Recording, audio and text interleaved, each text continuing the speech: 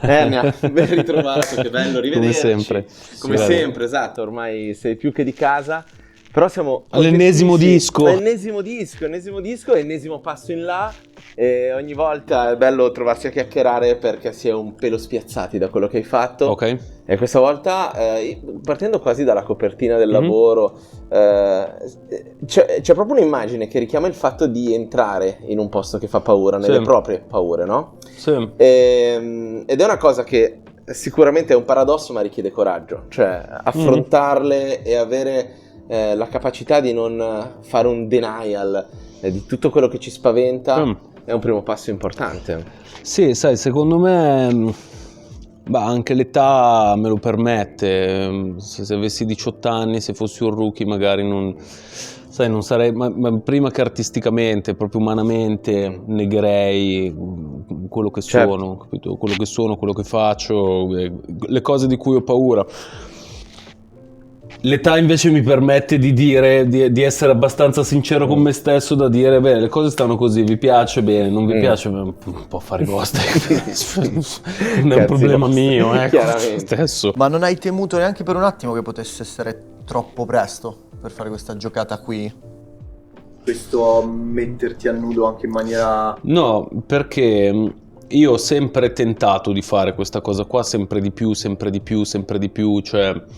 Anche nei dischi precedenti, fare delle ammissioni come il sentirsi, vedi, fuori luogo, o guarda, ti dico un pezzo che è un mio piccolo culto. Io in realtà non gli ho mai dato troppo, cioè un pezzo per me come tante che Neve, però quando dici Neve al mio pubblico parte un bug mentale. Però ecco, anche in Neve io mi raccontavo quello che ero, no? Allora la mia cosa è sempre stata quella di voler un po', no, rappresentarmi realmente anche in questo. No, non penso che sia stato presto, no, non lo credo. Era quello che volevo fare. Tu citi Neve, che ho sempre tentato di fare. Esatto, però ci sono altri brani, e mi viene in mente Male con Skinny, un altro brano molto su questa onda. Quello fa partire il bug a noi due di solito. Esatto. No, ma c'è una piccola parte di, anche di Male è una cosa... Sì. Ma infatti... Generalmente sono i pezzi che non piacciono a me. Però hai fatto un disco che un po' li richiama, se vogliamo, in cui entri in questo tipo di cosa. Cioè io sotto quel punto di vista penso di non aver fatto niente di sconvolgente confronto a quello che ho fatto in passato. Cioè, ho seguito la linea che volevo fare. Secondo me poi tecnicamente a livello personale, però questa è una cosa che forse ho notato io, è come se fossi in questo disco dal punto di vista tecnico più sicuro invece dei tuoi mezzi. Mi ricordo che ci siamo trovati per Gemelli e dicevi, ecco, ho capito di avere più freccia al mio arco in questo disco perché me la canto da un certo punto di vista. Ecco, qui sei arrivato con la consapevolezza già in partenza, forse, no? Sì, di saperlo fare. Beh, anche quella cosa lì era una cosa che io avevo sempre fatto. Perché se guardi, vedi come uccidere un usignolo c'è Bella, in 68 c'è Certi giorni, c'è Domani. Poi la cosa diventa, quando è uscita Super Classico, allora sei il nemico numero uno. E dici, ma come, ma l'ho fatto anche prima? Se prima non mi cagavate, allora non ero un nemico. C'è ancora sta roba del fatto del successo, capito? No, c'è sta roba, oltre a quello, che è solo di una parte del pubblico del rap. Perché poi, anche lì, il pubblico del rap... Fino a che punto è il pubblico del rap? Ora, capito? Ok. È come quando ti dicono, adesso sei mainstream. E ci minchia, se io guardo la classifica degli artisti più ascoltati su Spotify, dalla 1 alla 10, 8 sono rapper. Dei dischi più venduti dell'anno, dalla 1 alla 10, 6-7 sono rapper.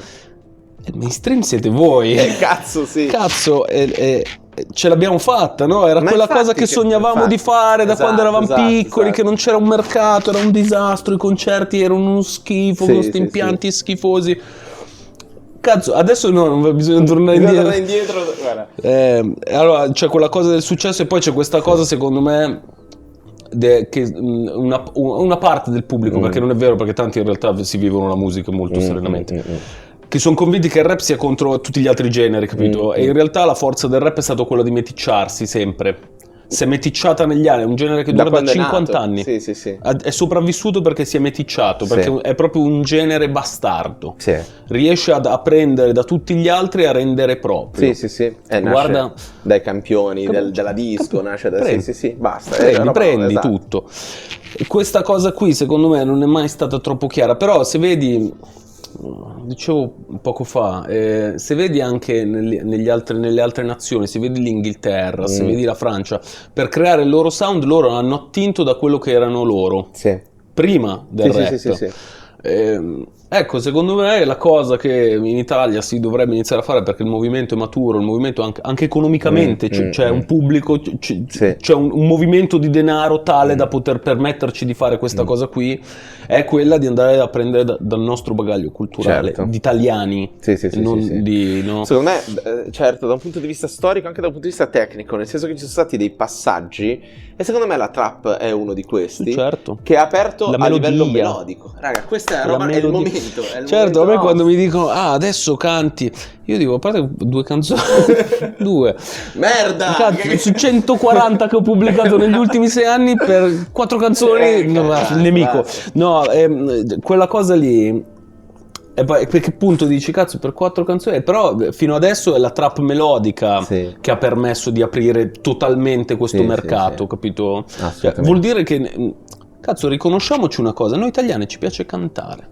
Poi ci viene bene, Ci evidentemente. viene bene. C'è poco da fare. Adesso io non sono un cantante, non sono uno, no, il mio background non è quello, però se sono riuscito a fare super classico, vuol dire che abbiamo tutti, super classico è una cosa che abbiamo tutti dentro, Esatto. capito? La che melodia, sappiamo fare, sicuramente. lo sappiamo fare già di nostro. Ci appartiene, capito? in più È appartiene nostro. alla lingua, Certo. perché insomma la nostra Sì, lingua sì, è lo perfetta. facilita. Sì, Perfetta. deve essere anche stata l'elefante nella stanza quando hai deciso di rimetterti a lavorare su un disco nuovo, immagino. Guarda, penso che sia stato più un elefante nella stanza per gli altri che per me.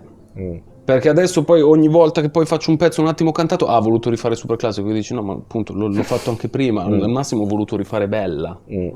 Perché super classico e Bella non sono per niente distanti, anzi sono una storia che sono entrambe una storia che si sviluppa cronologicamente, c'è questa cosa del fastidio in entrambe le cose, l'essere infastidito dall'essere innamorato, sono 2 pezzi similissimi, capito? Però Bella non è l'elefante nella stanza perché Bella certo. mi ha dato 500 Bella euro. Esatto, è quello. Capito? E invece poi il problema è quando poi esce dal genere, esce proprio dal genere, dal mondo confine rap, del rap. capito? Dai confini del pubblico rap. Quando esce da lì ti dico, no, sei voluto uscire dal mondo nostro. Sì. Allora Andato se nel basta, pop. allora sei hai voluto venduto. vendere, che dici, ma come? Anche se mi fosse uscita Bella io sarei stato felice, ti sì. credi? Dicevo, no, Bella non l'ho fatta io, cazzo, l'ho fatta io, dammi, capito? Sono certo. io, Certo. voglio quel riconoscimento, capito? Ma È incredibile avendo- che sia ancora sta cosa. Ma comunque, avendo perché- affrontato appunto questa difficoltà, cioè appunto perché l'hai raccontato anche nelle altre interviste che i producer ti arrivavano proponendoti il possibile super classico 2.0, poi però nel disco comunque ci sono pezzi che a livello musicale sono legati a quel filone. Ecco, quando è rientrata la voglia di fare canzoni di quel tipo durante la lavorazione del disco? Ma c'è sempre stato, perché appunto c'era Bella, c'era certi giorni. No, c'era dico in questo domani. disco. Sì, ma perché l'ho sempre avuta, cioè non è che è rientrata a un certo punto, c'è sempre stata. Guarda, la prima che è uscita così meticcia è stata Qualcosa che manca. Qualcosa che manca era una roba che a me piace ancora tantissimo. Dei pezzi che escono un po' dal rap purissimo è Qualcosa che manca. Qualcosa che manca è quello che mi piace, lo trovo proprio bello, cioè lo ascolto e dico è proprio bella, capito? Però anche lì c'è sempre questa cosa, ma sai perché è una cosa secondo me di gelosia, poi il fan ha anche una cosa di gelosia nel momento in cui tu sei ascoltato anche da qualcosa, cioè se prima mi l'esclusività. Sì, c'è questa capito? cosa E qua. dici magari ora mi ascolto una persona che tu odi, allora dici no, io e lui in comune non possiamo avere Esatto. questa cosa qui, prima era solo mio, capito? Assolutamente. Sai, in un ragazzo magari molto giovane, alla nostra età, un po' Sti più grande, cazzi, sti cazzi, cioè mi assolutamente, ascolto, sì. ascolto Billie Eilish, Sì, come sì. mi ascolto 21 Esatto. Savage, bellissimo, tutto Sì, incredibile, capito? Chiaro. Un ragazzo un po' più giovane magari, ci sono molte sai. più, anche perché in un ragazzo più giovane che deve determinare la sua identità, Esatto. questi sono paletti di identità. Certo, quindi certo. è fondamentale. Determina chi sono io e chi sei tu. E infatti, se io ti odio, io non bravo. posso essere come te. Perché altrimenti chi sono io? Esatto, Vai in Chiaro, crisi non può esistenziale. piacermi quello che piace No. a tutti, perché io sono unico, Esatto. capito?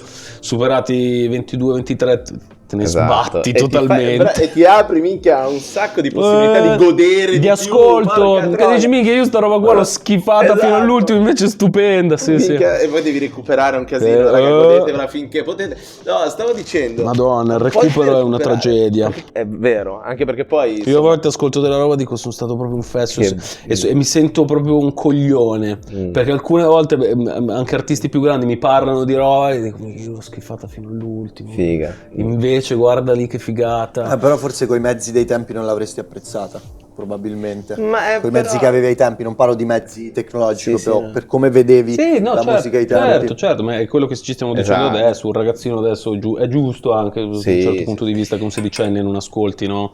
Anzi, probabilmente un sedicenne fa il ragionamento, se una cosa diventa troppo popolare Esatto. non l'ascolto più perché sennò Esatto. appunto è la mia identità che viene, ma non è la musica che ascolti No, che no, ma determina la assolutamente. tua identità, ecco. Assolutamente. C'è un problema. C'è un problema. Senti, a proposito, secondo me una delle cose che perché no, come tu dicevi, ci sono dei modi di scrivere che un po' ritornano. Mhm. Tra l'altro alcuni danno esiti che ti piacciono, altri che non ti piacciono, ma continua, Sì. insomma, è una parte di Sì. te anche quella.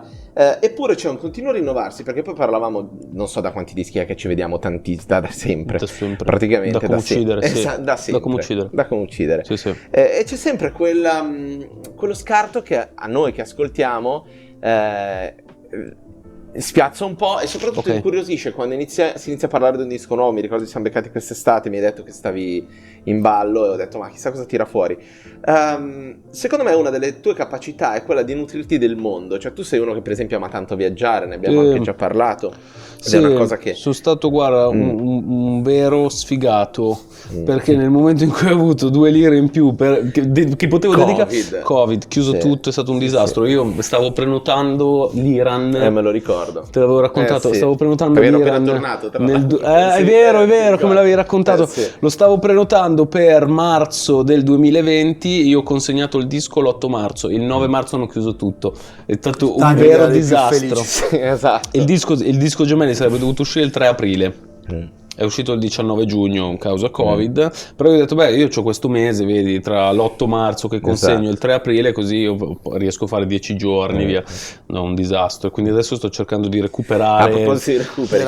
il più velocemente possibile. Però in questo disco il viaggio è entrato, nel senso che sei proprio andato a Sì, cercarlo. è stato un po', bellissimo. no? Sono stato nel sud degli Stati Uniti e lì infatti è uscito Qualcosa che manca. Qualcosa che manca è una poi vabbè, in Italia appena becchi una nota diventa subito pop commerciale, però si invece sente- si io non lo sente quel ascolto assolutamente. country Invece loro. country quella roba lì è country e parte proprio da un giro di chitarra di Josiah, che è un vedi artista Peroni, country. il ragazzo nel Quindi poi documentario. abbiamo attinto da tutta quella roba un po' Johnny Cash che a noi piaceva lì. Poi se vai in giro a Nashville trovi cartelloni di Johnny Cash che pubblicizzano il niente, è solo una foto di Johnny Cash così per ricordarti chi Che è, esiste, chi è il King, sì, capito? esatto. Una dichiarazione, no? Esatto. Qua comanda lui, capito? Sì. Lui è lì, non sta pubblicizzando niente, non c'è un disco, non c'è un concerto, non c'è un il tipo C'è è lui. morto, Sì, esatto. quindi non c'è lui, basta. Esatto. Per ricordarti che è lì. E ricordo che a New York Così. un po' era così con Jay-Z quando sono andato. Ogni tanto comparivano i così, faccioni gratis. Jay-Z. Ma niente. Così, ricordati chi ricordati è. che c'è Jay-Z. Esatto. Tu te lo stavi dimenticando? Ma ricordati chi comanda qua. Esatto. Così, bravo. esattamente Cioè, così. A proposito di argomenti e di cose che tornano nel disco, ovviamente nella tua penna c'è sempre stato, ma ne abbiamo parlato finora sostanzialmente, il parlare d'amore, Sì, scrivere sì. d'amore, che forse è il tema più cantato in assoluto, penso, della Sì. storia dell'umanità recente. Ecco, per uno come te che è molto attento in fase di scrittura, Sì. proprio a pesare le parole, quanto è difficile prendere un argomento del genere e schivare i cliché? Allora, io ho guarda, una cosa che secondo me accomuna a tutti i pezzi miei d'amore che parlano, allora sono dedicati e sono tutti disillusi. Cioè non è mai un amore eterno, vincente, no? Radioso, luminoso, anzi sempre un po' amaro. vedi appunto super classico, l'amore finisce, ferma a guardare un amore finito, bella, è la stessa cosa, sono delle considerazioni, cos'altro c'è? La gente non bella vuole sentirti fregatura. felice. No, perché io non sono uno che si gode le cose, ecco, questa è la realtà dei fatti. Bella fregatura è un'altra constatazione amara che mi faccio. Tra l'altro da anni, cioè un po' il tuo standing Sì, ma se lo noti è la stessa cosa su tutto, cioè da noia, da qualcosa che manca. È l'insoddisfazione, è una cosa eterna che io mi porto avanti, è uno dei miei temi, penso, cardine. Io mi ricordo chi dei tuoi colleghi, quando gli parlavo di questo, gli parlavo di te, mi ha detto sì, ma dovrebbe ribaltare il punto di vista, meno male che c'è l'insoddisfazione, se no diventi una specie di... non lo so, no, mi piacerebbe in realtà. Giorni dici No, mi piacerebbe in realtà, esatto, no, non sono d'accordo. Scusa. Non sono d'accordo sul meno male che c'è l'insoddisfazione. No, io starei bene sul divano. No, mi piacerebbe tanto che ci fosse la soddisfazione. Quello sì. Sì, cioè per una volta dire ok, questa cosa bene, tutto a posto, l'accantoniamo, non mi faccio domande a riguardo, è tutto a posto. Bene. Non si chiude mai niente. Senti, io volevo un po' arrivare anche a un altro degli elefanti nella stanza, perché in questo disco c'è una canzone incredibile che ovviamente è Buonanotte, che tocca un tasto, e sì, se ne è parlato tanto, si è parlato tanto di come questa canzone si è provato a posizionarla, no, da tutte le parti, invece secondo me è proprio una cosa molto personale, per cui sai, noi davvero ci conosciamo abbastanza bene da anni, a livello professionale, anche abbastanza umano. E quindi io volevo chiederti, poi se ti va, dimmi anche te, guarda, non me la sento risponderti, non tanto quello che viene raccontato, quindi tutta la questione di questa mancata paternità, ma trovarsi invece a livello umano alla possibilità di una paternità davanti. Per te, cos'è stato? Sicuramente fa paura, ecco. Anche se poi è una roba che magari è una cosa che può succedere, ecco. Sicuramente come tutti quegli step importanti della vita, che poi succedano o meno, certo, è sicuramente una roba che spaventa. Sì, che poi Buonanotte in realtà è dedicato alla mia compagna, certo, perché Buonanotte è falle far la buonanotte, sì, no? Farla dormire. Sì, sicuramente una roba che spaventa, ecco. Cioè, se ci penso, è una roba che dico, no, filo liscio, bella lì, capito? Sì, no, chiaro. È una roba abbastanza peso, ecco. Quindi, vabbè, poi... Anche che succeda, no? Esatto, dici, aspetta un attimo, qua non siamo sì, solo io e io, capito? Cioè, qua c'è dell'altro. Oltre a io e quello è anche probabilmente la questione con la coppia, dici, ok, sì, siamo proprio... cambia la cosa, cambia, decisamente. No, ma infatti proprio a riguardo, cioè non in realtà per andare a indagare sulla coppia, quanto più in un'intervista hai detto che una cosa che ti viene molto bene è quella di passare sopra il dolore, tra virgolette, nel senso non so se è esattamente... riesco molto bene a mettermelo via. Esatto, a metterlo via. Sì, ma non è bene in realtà questa cosa, cioè è bene fino a un certo punto, perché poi lo accumuli tante cose, quindi non è una roba troppo positiva, ecco. È una roba che sicuramente ti permette di andare avanti molto bene. Perché tu incassi e lo sai incassare, lo sai fare, però è una cosa che poi se lo incassi, lo tieni lì, non lo risolvi mai, poi accumuli e devi saldare poi il diventa conto, sempre più pesante. Mi ha colpito proprio come frase sentirtela dire in virtù di un pezzo come Buonanotte, che invece sembra riuscire almeno in parte a fotografare molto bene il dolore di qualcun altro. E quindi invece come ti comporti con il dolore delle persone a te care? Cioè nel senso, se il tuo riesci a incassarlo, come dici molto bene. Mi stai facendo una domanda difficilissima. Non abbiamo il divanetto da psicologo. Esatto, non saprei dirtelo. È che un pezzo del genere dipende dalle occasioni, cioè dipende dalle occasioni, da quello che sta succedendo, cioè da che tipo di dolore è, da che tipo sai, a volte penso di non essere abbastanza empatico, cioè no, sono empatico ma di non dimostrare di esserlo, capito? Quindi magari non dimostro che sto... No, che capisco il dolore, che lo sento, che capisco il dolore degli altri, perché io nella mia testa ho questa cosa qua già di metterlo via, capito? Quindi lo sto già mettendo via anche per gli altri, capito? Sto mettendo via anche il tuo. Prima di arrivare in fondo, come al solito, le ultime domande vanno sulla musica e fuori dal rap, così la gente si incazza. Ok, certo. Tutti incazzati. Esatto. Allora, l'Iran è saltato, ma un po' di viaggi ci sono stati, a parte il sud degli Stati Uniti. C'è stato il sud degli Stati Uniti, c'è stato il Kenya, che adesso la si Giordania. ritorna. C'è stata la Giordania. Cos'è che ti è rimasto dentro? Dove ci consigli di andare? Beh, Perché Giordania. Ormai Sì, abbiamo allora, l'operator Giordania, Giordania, ti dico questo. Allora, non è un viaggio cheap. Perché uno dice, ah sì, vado a Giordania, perché uno pensa che quando esce dall'Europa è tutta una festa, esatto. dal cazzo, anzi il cambio vincono loro. Ecco, a parte una volta forse era una festa. Adesso. Esatto, il cambio vincono loro, però ti dico questo, sono super accoglienti. Perché anche quando io ho preso una macchina, ho noleggiato una macchina e l'ho fatta per gli affari miei, e anche quando mi fermavo al benzinaio, la prima cosa che scendevo dalla macchina, il benzinaio mi guardava e faceva welcome to Jordan, la prima cosa, capito? Cioè subito sei il benvenuto. Sono molto accoglienti, c'ha degli spot che sono incredibili. Petra poi sai, uno vede solo le foto della facciata, certo. In realtà Petra è una roba gigantesca. Io quel giorno ho fatto 22 km a piedi, è stata una roba, volevo togliermi le gambe, stavo dicendo com'è che posso toglierle, appoggiare da un'altra parte, levarmi questo dolore a proposito. Sì, esatto. Anche perché non è tutto in piano, ti devi arrampicare, ci sono degli spot per vedere dall'alto dove ti arrampichi con le mani, a quattro zampe, un disastro. Non me la stai vendendo benissimo. No, invece è proprio eccezionale. È proprio eccezionale, anche perché quando sei lì ti piace, lo vuoi fare. Cioè arrivi lì, la prima cosa che vedi è questa facciata del tesoro, mi pare, sì, il tesoro. Che è quella che pubblicizzato ovunque, ma in realtà poi vuoi andare su, poi ci vuoi andare, quando sei lì vuoi andare su. Poi sai, io sono uno anche che cerca di fare sempre la cosa un po' movimentata, anche quando ho fatto l'Interrail qualche anno fa, quando è uscito il 68 ho fatto l'Interrail. Ecco, allora la missione era fare tutte le città senza mai prendere il mezzo, senza mai prendere i mezzi di trasporto. Quindi no autobus, no taxi, no niente, cioè avevamo questa cosa, questa regola prefissata. Ci hai regalato del grande Instagram con l'Interrail. Sì, ho tormentato Lorenzo all'infinito. Lorenzo è stato proprio tormentato. E certo, non avevo nessuno. Capito? Adesso andiamo insieme in Tanzania. Non vedo l'ora. Andiamo insieme in Tanzania e in Kenya, lì riparte. Stupendo. Perché poi non andiamo insieme in giro da un po' di tempo, quindi deve ripartire.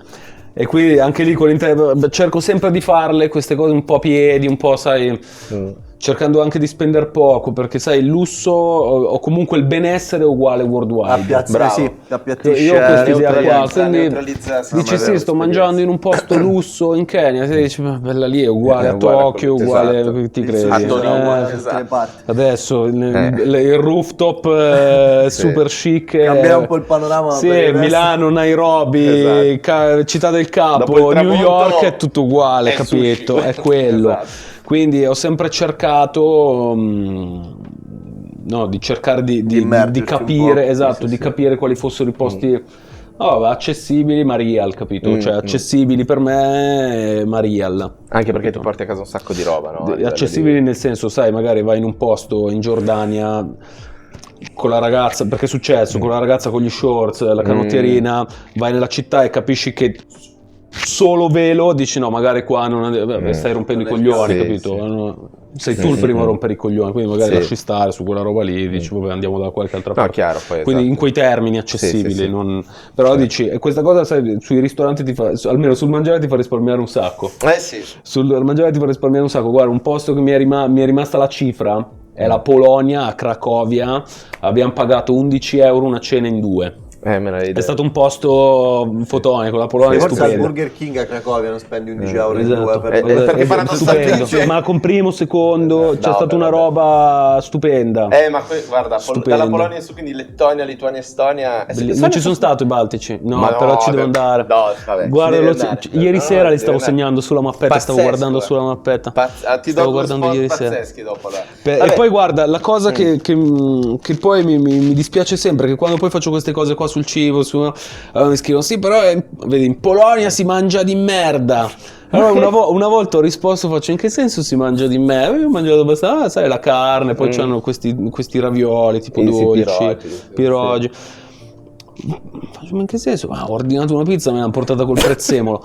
Faccio guarda che il pirla sei tu se ordini, cioè il coglione sei tu, capito? Se ordini la pizza in Polonia, capito? È come se ordini i piroggi in Italia, al ristorante sei uno scemo. Vai, Sei un disastro, esatto. Là mangia la roba loro. Cosa vuoi dire tu? Cosa vuoi darmi da mangiare te? Cosa mi consigli? Basta, sei risolto. È una conversazione che la dice lunga sul pubblico medio del rap italiano quasi.